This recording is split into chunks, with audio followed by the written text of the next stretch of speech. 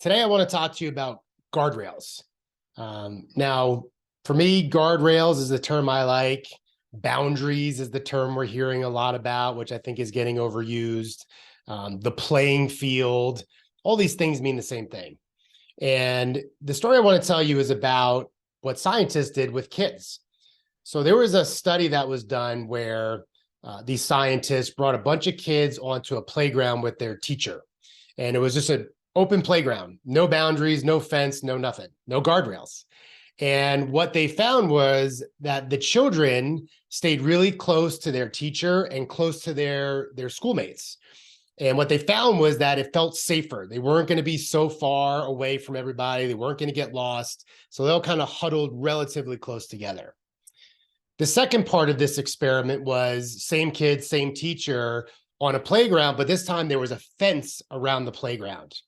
And what they found was that with that fence, the kids were everywhere, climbing on the fence in every corner, every nook and cranny, everywhere within the safety of those guardrails, of that boundary.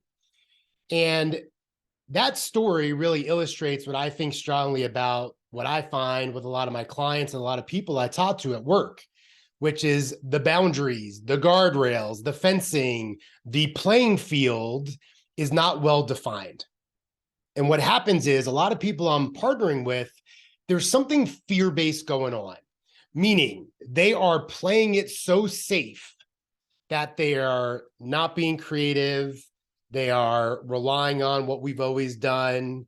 They're lending themselves to the first and maybe obvious solution to a problem because there's fear. There's fear they're going to be fired. There's fear they're going to fail. There's fear they're going to be ridiculed.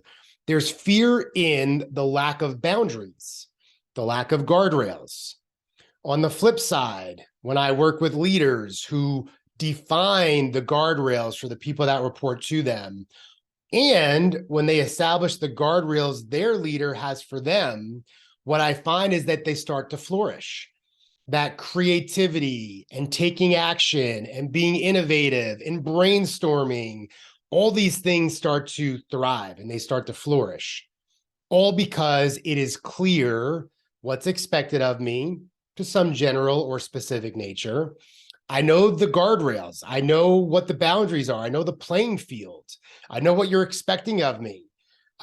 It's especially empowering to let someone know that you believe in trial and error.